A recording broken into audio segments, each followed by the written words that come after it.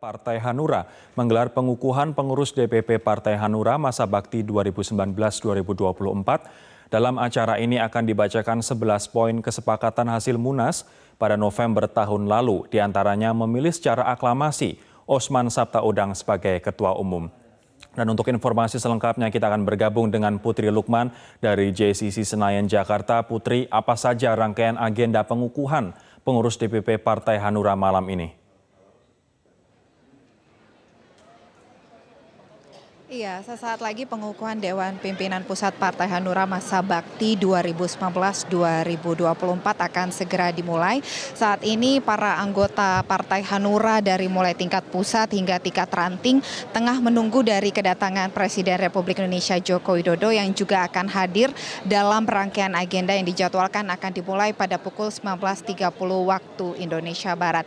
Dalam rangkaian agenda pengukuhan DPP Partai Hanura periode 2019-2024 akan dimulai dengan laporan yang akan disampaikan oleh Ketua Panitia dari Panitia Pengukuhan DPP Hanura 2019-2024 yakni Benny Ramdhani. Kemudian juga akan didengarkan pidato politik yang disampaikan oleh Ketua Umum Partai Hanura Osman Sabtaodang yang sudah terpilih secara aklamasi dalam Munas pada tahun 2019 dan juga akan dibacakan 11 poin kesepakatan dari Partai Hanura untuk masa bakti di 5 tahun ke depan. Di antaranya selain memilih Oso sebagai Ketua Partai Hanura 5 tahun ke depan, kemudian juga komitmen dari Partai Hanura untuk tetap mendukung Presiden Republik Indonesia Joko Widodo dan juga mengabdi kepada bangsa Indonesia. Putri, lantas siapa saja dari yang pengurusan Partai Hanura di periode 2019-2024 tadi sempat kami menanyakan kepada Ketua Panitia apakah nanti akan ada kejutan dari kepengurusan atau formatur di 5 tahun ke depan. Memang akan ada sejumlah nama baru, salah satunya adalah nama Gede Pasek Suardika yang ditunjuk sebagai Sekretaris Jenderal atau Sekjen dari Partai Hanura.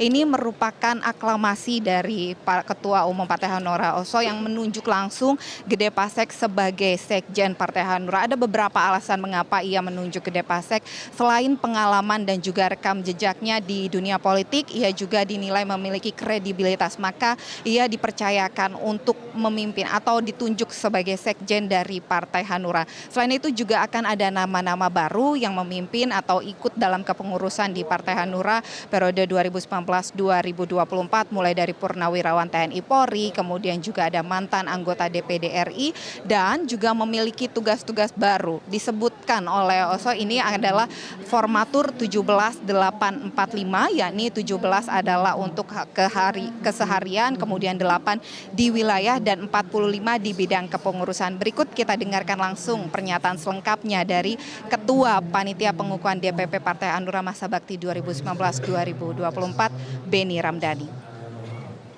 Yang ditentukan oleh Pak Oso atau ada pertimbangan dari teman-teman yang lain? Ya, karena Pak Oso ya diberikan mandat sebagai formatur tunggal, maka Gede Pasek menjadi pilihan Ketua Umum. Tapi apakah figur Gede Pasek tidak akan muncul masalah atau resistensi dan diterima di semua pihak? Kami meyakini bahwa Gede Pasek adalah figur yang kredibel, punya catatan rekam jejak yang baik selama menjadi politisi, ya, dan dia juga cukup familiar dengan banyak kalangan, punya jejaring dan network yang sangat luas di tanah air ini. Jadi posisi sekjen sangat tepat dengan pilihan Ketua Umum. Untuk formatur yang di periode sekarang akan sangat mengejutkan bagi publik atau nama-nama lama yang muncul? Pasti ya, para purnawirawan pensiunan ya TNI, Polri bergabung di dalamnya, kemudian juga ada beberapa artis yang masuk di dalam kepengurusan, kemudian mereka dari galangan berbagai profesi, para politisi, mantan anggota DPD RI, melengkapi komposisi kepengurusan Partai Hanura. Tapi yang paling menarik adalah formasi kepengurusan 17845. 17 harian, 8 koordinator wilayah dan 45 bidang.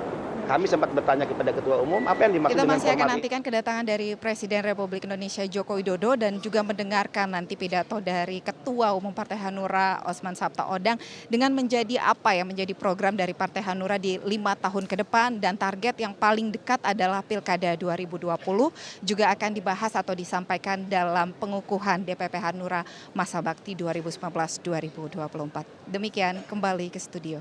Kita terima kasih Putri Lukman dari Jakarta Convention Center di Jakarta.